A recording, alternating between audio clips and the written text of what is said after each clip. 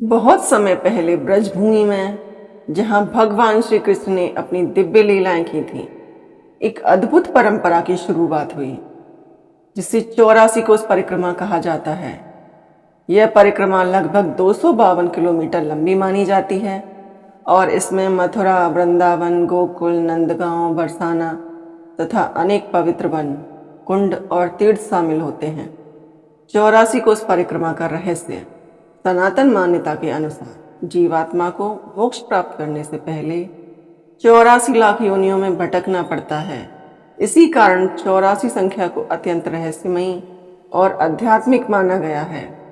श्रद्धालुओं का विश्वास है कि सच्ची श्रद्धा और भक्ति के साथ ब्रज की 84 कोस परिक्रमा करने से जीव को 84 लाख योनियों के बंधन से मुक्ति मिलने का पुण्य प्राप्त होता है। ब्रह्मा जी की भूल और परिक्रमा की शुरुआत।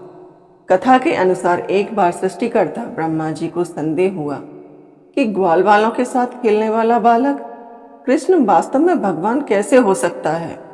उन्होंने श्री कृष्ण की परीक्षा लेने के लिए ग्वाल बालों और गायों को छुपा दिया, लेकिन भगवान श्री कृष्ण ने स्वयं उन सभी का रूप धारण कर लिया। जब ब्रह्मा जी लौटे तो वे यह देखकर चकित रह गए कि सब कुछ पहले जैसा ही है। तब उन्हें अपनी भूल का एहसास हुआ। ब्रह्मा जी ने क्षमा मांगी।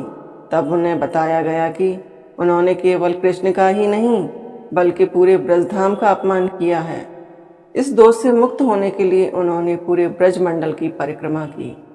माना जाता है कि वहीं से 84 कोस परिक्रमा की परंपरा प्रारंभ हुई और इसे पापों से मुक्ति का मार्ग माना गया। ब्रज की महिमा।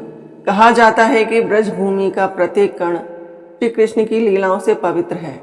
यहाँ के 12 प्रमुख वन, 24 उपवन, अनेक कुंड और तीर्थ भगवान की बाल लीलाओं के साक्षी माने जाते हैं। परिक्रमा के दौरान श्रद्धालु उन सभी स्थानों के दर्शन करते हैं जहाँ श्री कृष्ण ने गोचरण किया, रास रचाया और भक्तों को दर्शन दिए। परिक्रमा का आध्यात्मिक महत्व। लोक विश्वास के अनुसार 84 कोस की परिक्रमा करने से पापों का क्षय होता है, मन को शांति और भक्ति प्राप्त होती है, अहंकार का नाश होता है, भगवान श्री कृष्ण और राधा रानी की कृपा प्राप्त होती है। 84 लाख योनियों के बंधन से मुक्ति का मार्ग प्रशस्त होता है। 84 कोस की रहस्यमयी मान्यता। ब्रज के संत कहते हैं कि 84 कोस परिक्रमा केवल पैरों से नहीं बल्कि हृदय से की जाती है। कई भक्तों का अनुभव है कि यात्रा के दौरान उन्हें ऐसे दिव्य अनुभव होते हैं जिन्हें शब्दों में व्यक्त नहीं किया जा सकता है।